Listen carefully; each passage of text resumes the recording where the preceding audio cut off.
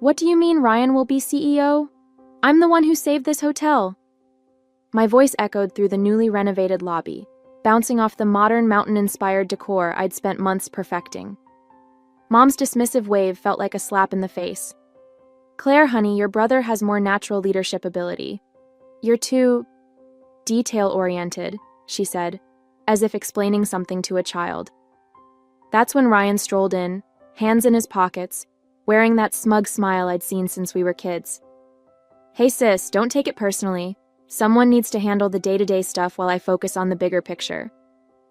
My name is Claire Anderson, and at 52, I never thought I'd find myself fighting for recognition in my own family's business. After 20 successful years in hotel management in Chicago, I'd given up everything to come home to Colorado and save our struggling family hotel. The irony? I was the only one with actual hospitality experience, while my younger brother Ryan had bounced between jobs, never holding one for more than a year. Here's what really gets me. 8 months ago, my dad called me in tears, saying they were weeks away from bankruptcy. I didn't hesitate. I sold my condo in Chicago, cashed in my savings, and came home to help. The hotel was stuck in a time warp, dated decor, no social media presence, and reviews that made me cringe. I worked day and night, modernizing everything from the reservation system to the lobby furniture. God knows how many nights I spent hunched over spreadsheets, negotiating with suppliers and training staff. I even used my industry connections to get us featured in travel magazines. And it worked. The transformation was incredible. The Mountain Pine Lodge went from a 2-star nightmare to the talk of the town. Our bookings doubled, and for the first time in years, we were actually turning a profit. Every detail, from the locally sourced artwork to the upgraded amenities, was carefully chosen to create an unforgettable guest experience. But standing here now, watching Ryan smirk while our parents hand him everything I've built, I realize none of that matters to them. The worst part? They're announcing his promotion at tonight's staff meeting, the same meeting where I was supposed to present our record-breaking quarterly results. I can feel the eyes of our employees on me, especially Sarah, our head housekeeper who's been here for 20 years.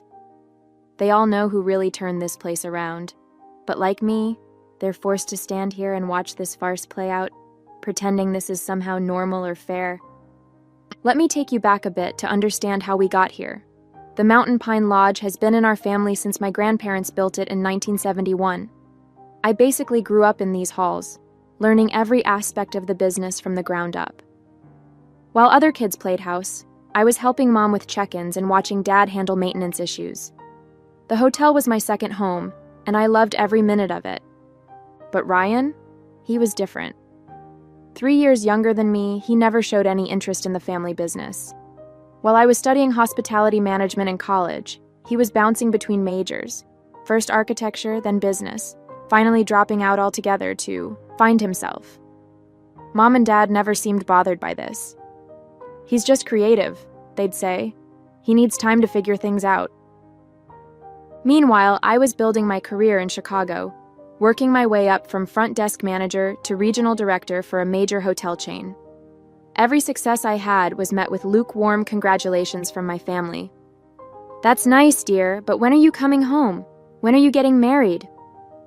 It was never enough. When Dad called about the hotel's financial troubles, I knew exactly what needed to be done. The place was hemorrhaging money. Outdated systems, inefficient processes, no real marketing strategy. The reviews online were brutal. Stuck in the past, needs major updating, not worth the price. It broke my heart to see my family's legacy crumbling. I took a leave of absence from my job in Chicago, which eventually became a resignation, and dove into the rescue mission. The first month was just damage control, fixing broken equipment, updating the booking system, training staff on basic customer service. I dipped into my savings to replace the ancient carpeting and give the lobby a facelift. Every penny I spent was carefully calculated to maximize return on investment. What really gets me is that Ryan wasn't even here during all this. He was off in Denver, supposedly networking but really just partying with his friends. He'd show up occasionally for family dinners, make a few vague suggestions about modernizing our approach, and disappear again. Yet somehow, in my parents' eyes, his occasional input was just as valuable as my daily grind. I kept telling myself it would be worth it. That once they saw the results, the improved ratings, the increased bookings, the positive reviews, they'd finally recognize my value. I guess I should have known better. The past 3 weeks have been a nightmare. Ryan struts around like he owns the place, making changes left and right without any understanding of how a hotel actually works. Just yesterday, he decided to cut our continental breakfast service to save money, apparently oblivious to the fact that our breakfast ratings are one of our biggest selling points. When I tried to show him the guest satisfaction data, he just laughed and said, "Numbers aren't everything, sis." But what really pushed me over the edge happened this morning. I walked in to find him firing Maria, our head of housekeeping, who's been with us for 15 years. His reason? She wasn't flexible enough about his new scheduling system, a system that would have left us dangerously understaffed during peak checkout times. I managed to intervene and save her job, but the look of humiliation on her face will haunt me for a long time. I tried talking to Mom and Dad about it. I brought spreadsheets showing our progress, guest reviews praising our recent improvements, even financial projections for the next quarter. Dad just stared at his coffee while Mom patted my hand and said, "Dear, you need to give your brother time to find his footing. He has such wonderful ideas." That's when I saw it, the for sale sign on the old Riverside Lodge while driving home. It was our main competitor for years before falling into disrepair last season. I pulled into the parking lot, my mind racing. The property had so much potential, better views than our hotel, closer to the ski slopes, and a much larger spa space. Sure, it needed work, but I knew exactly what to do with it. I sat in my car for almost an hour, looking at that sign and thinking about every time my parents had overlooked me in favor of Ryan. Every achievement dismissed, every suggestion second-guessed, every contribution minimized. Something inside me snapped, or maybe it finally clicked into place. I called my realtor right there in the parking lot. The owners were eager to sell, and thanks to my savings and stellar credit rating, I could make it happen. By the time I drove home, I had already scheduled a viewing for the next morning. For the first time in months, I felt energized, excited even. I wouldn't have to watch Ryan destroy everything I'd built. Instead, I would build something new, something that was completely mine. Let them see what they gave up when they chose him over me. The next few months were a whirlwind of activity. I poured everything into transforming the Riverside Lodge into something extraordinary. While Ryan was busy throwing parties at Mountain Pine Lodge, I was working with contractors, redesigning spaces, and building a team of top-tier hospitality professionals. I named it The Summit, maybe a bit on the nose, but I wanted everyone to know exactly what I was aiming for. Word got around town quickly. Some people called me spiteful for competing with my own family. Others, especially those who'd worked with me at Mountain Pine, quietly cheered me on. My parents tried guilt-tripping me at first. "How could you do this to your brother? To us?" Mom would ask during our increasingly rare family dinners. I just smiled and changed the subject. Meanwhile, Ryan's mismanagement was taking its toll on Mountain Pine Lodge. Their reviews started dropping. Complaints about inconsistent service, maintenance issues, even cleanliness problems. 3 longtime staff members quit within the first month of his leadership. I heard through the grapevine that they'd had to slash their rates just to maintain occupancy. The Summit's grand opening was exactly 6 months after that fateful day in the lobby. I'll never forget my family's faces when they walked in. Mom's tight smile barely hiding her shock, Dad's wide eyes taking in the packed house, and Ryan's barely concealed anger. The local paper was there, taking photos and interviewing guests about Aspen's newest luxury destination. "You're trying to destroy us," Ryan hissed when he cornered me by the bar. "This is a direct attack on our family." I just smiled and replied, "No, Ryan, this is me succeeding despite our family." The contrast between the two hotels couldn't have been more stark. While Mountain Pine Lodge struggled with basic maintenance, the Summit was making waves with its eco-friendly initiatives and luxury amenities. Every detail I'd dreamed of implementing at the family hotel, but had been shot down, was now a reality here. From the locally sourced restaurant menu to the state-of-the-art spa facilities, everything was exactly as I'd envisioned. But success brought its own challenges. Other hotels started copying our innovative booking system. Some folks in town, old friends of my parents, started whispering about how I was tearing the family apart. Even some of my loyal guests from Mountain Pine Lodge expressed guilt about choosing sides. The real challenges came rolling in as the summit gained momentum. My former vendors from Mountain Pine Lodge started getting pressure not to work with me. Mom had quite the social circle in town, and suddenly some longtime family friends stopped meeting me for our usual coffee dates. I even lost my spot on the local tourism board. Apparently, there was a conflict of interest. But I wasn't about to let small-town politics derail everything I'd built.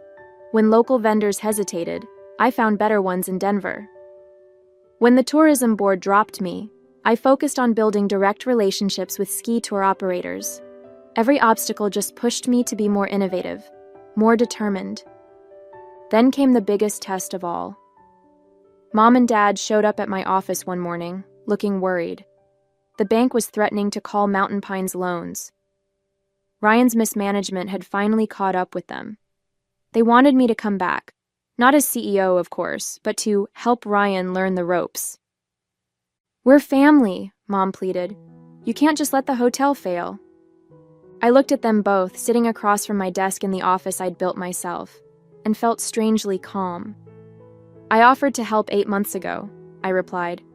"You chose Ryan. Now you have to live with that choice." Dad tried a different approach. "Think about your grandfather's legacy," he said quietly. "This hotel has been in our family for generations." "And I tried to preserve that legacy," I shot back. "You're the ones who handed it to someone who treats it like his personal playground." The whispers around town got nastier after that.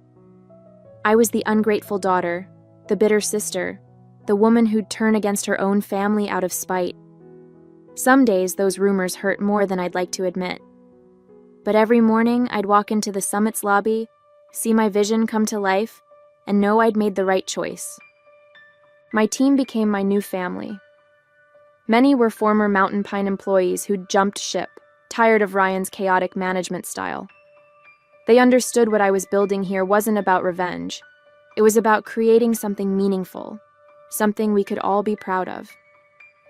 The breaking point came during the annual Colorado Luxury Hotels Awards. The summit was nominated for Best New Boutique Hotel, and Mountain Pine Lodge was conspicuously absent from any category. I was sitting in the ballroom surrounded by my team when they announced our win. As I walked to the stage, I caught sight of my parents in the back of the room.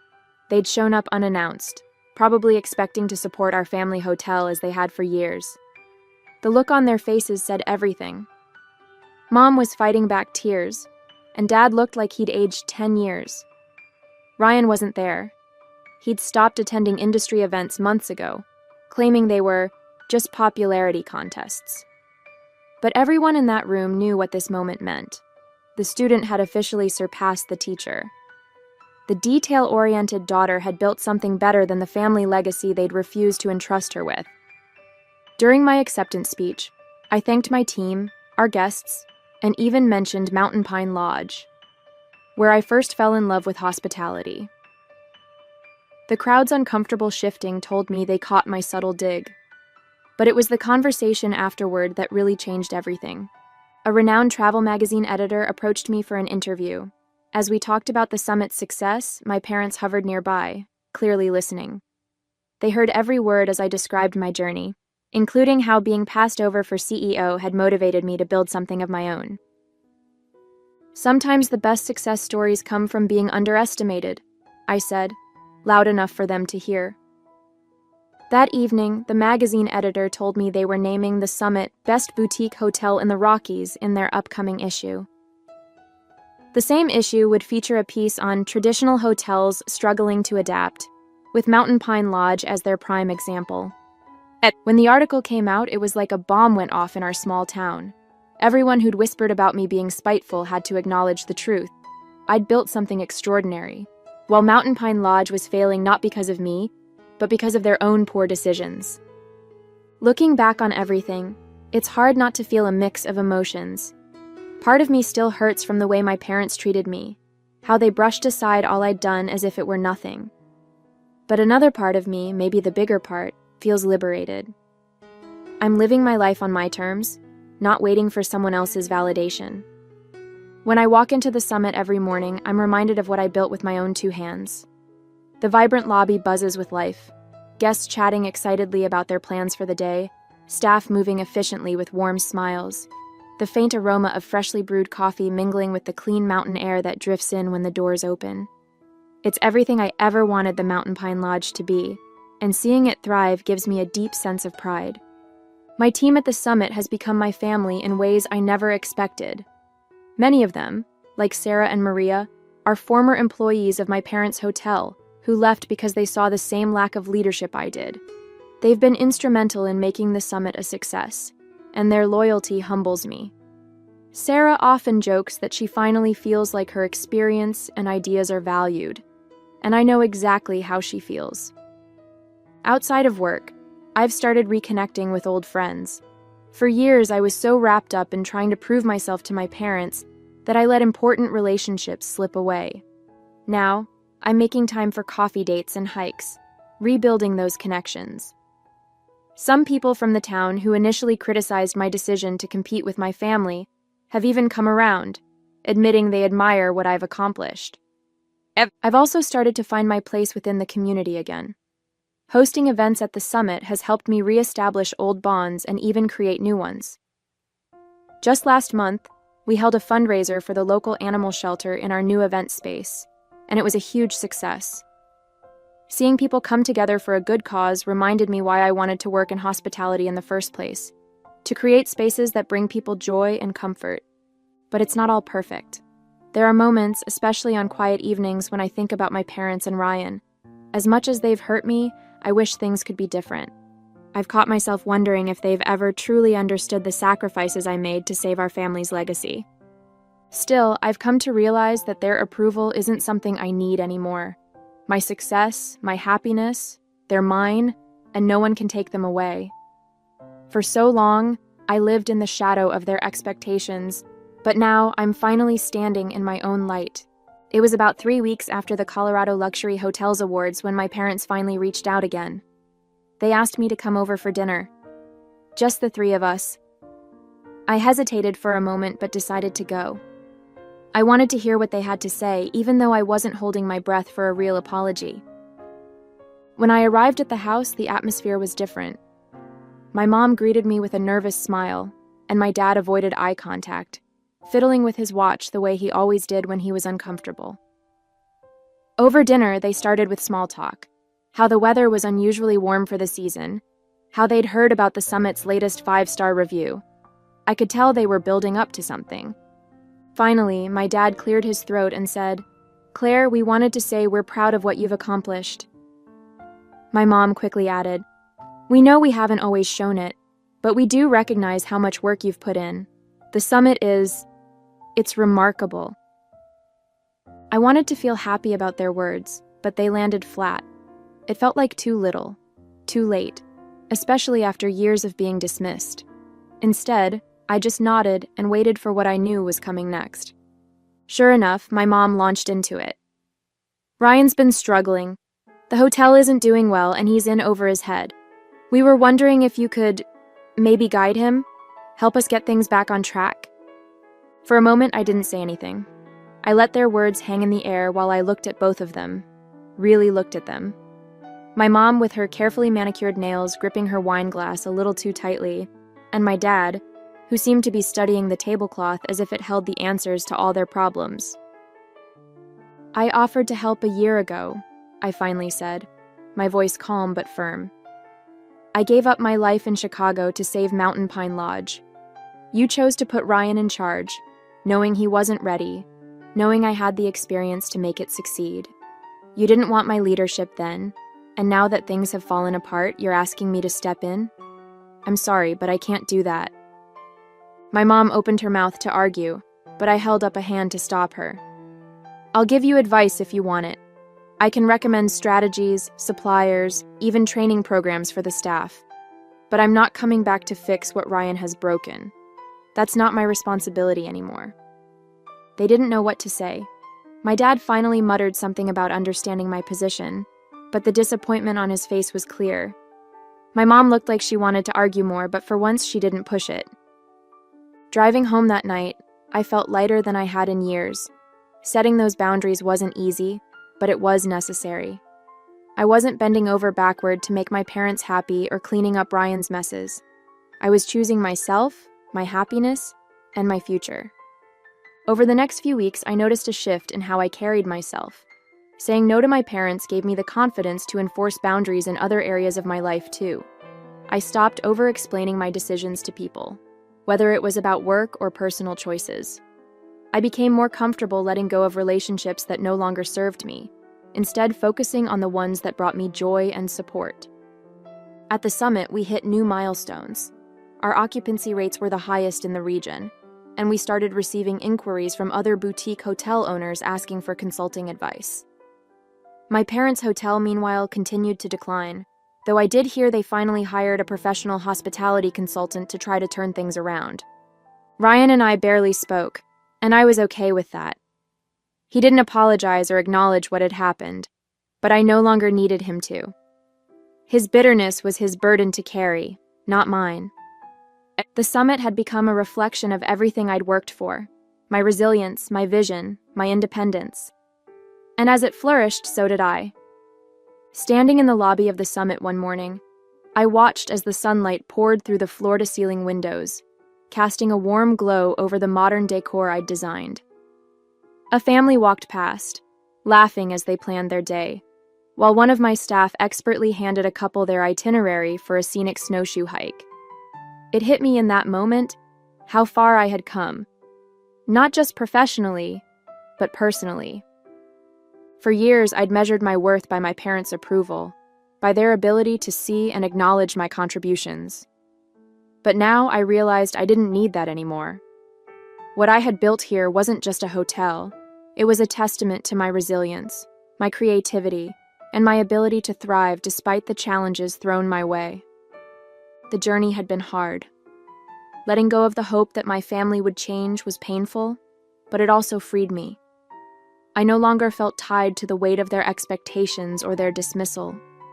Instead, I felt proud. Proud of what I had created. Proud of the team I'd cultivated, and proud of the life I was living.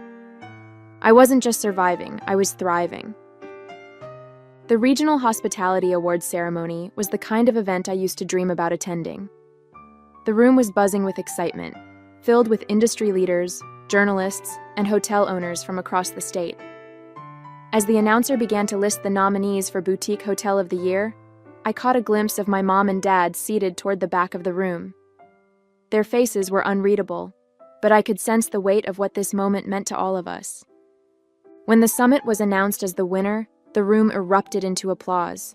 My team cheered as I walked to the stage, my heart pounding. As I accepted the award, I glanced at my parents. My dad gave me a small nod, and my mom's eyes glistened with unshed tears. It wasn't quite an apology, but it was acknowledgement, something I'd long since stopped expecting, but still appreciated in its own way. After the ceremony, I joined my team in celebrating. My parents didn't approach me, and I didn't go to them. This was my moment, and I wanted to share it with the people who had helped me achieve it. I felt truly free, free from the need for their approval, free from the shadows of their choices. Success wasn't about proving them wrong anymore. It was about proving to myself that I was capable, deserving, and enough. And as I raised a glass with my team that night, I knew I'd finally found peace.